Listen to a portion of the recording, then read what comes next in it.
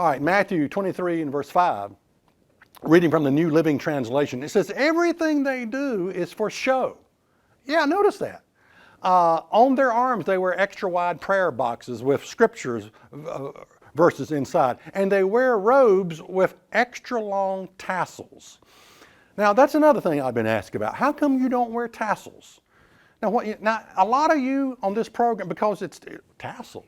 What's a tassel? What's a tassel? Well, okay. God told the Israelites, He said, now look, I want you to wear this little tassel so that you can look upon it and remember the law of God. It was just a reminder. You know, it's sort of like a rubber band you put around your wrist. What's that doing there? Oh, okay, I'm supposed to pick up some milk at the store. All right. Wear these tassels, look at them, and remember the law of God. Now, let me tell you why I don't wear tassels. Because I have the indwelling presence of the Spirit of God. The Spirit of God trumps the tassel every time. You know, and what people overlook is this. The principle of God's law remains the same. The application, how you apply it, can change. The principle, remember the law of God, remains the same. The application, how you apply that, can change. How the application, be baptized, receive the Spirit of God, and I will write my laws in your heart and in your mind, okay, through my Spirit. I'm going to circumcise the heart, spiritual circumcision, no longer fleshly circumcision. You know, I'm going to write my laws upon your heart. Okay, the principle remains the same. I want you to remember my law. The application, how you apply it, can change. And so for me, having the indwelling presence of the Spirit of God is a better reminder than anything that I could wear.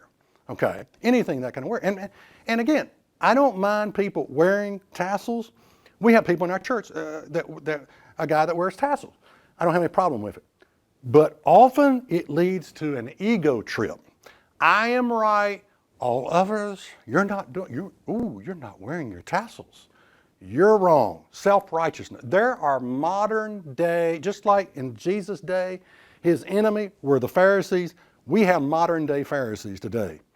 And they're on every street corner. You know, my job as a minister, I'm getting discouraged. I'm getting profoundly discouraged because on one side, if you're truly seeking God, on one side you're going to have the religious lawless society who's going to tell you there's nothing to do, just believe, just accept, just invite Jesus into, the law's been abolished, it's been nailed to the cross. Okay, that's one group you're going to find out about. The other group are the modern day Pharisees, who are going to try to tell you you've got to do everything in the Bible just exactly like it says to do it.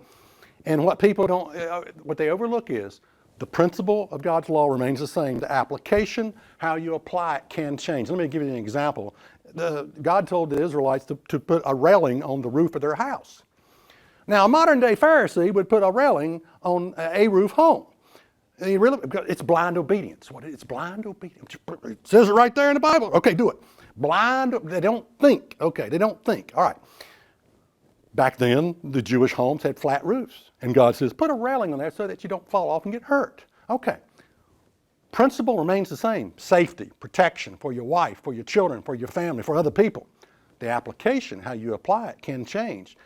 That law, put a railing around the roof of your house, is built into our building codes today. Not only is it a railing, it's a railing on a deck is over 32 inches, it's a railing on staircases, it's a railings, yeah. The principle of God's law remains the same. The application, how you apply it, can change. And I tell you, I've just seen too many people take these laws and end up on an ego trip of self-righteousness. They become a modern-day Pharisee. Check us out on the web at isthatreallyinthebible.com.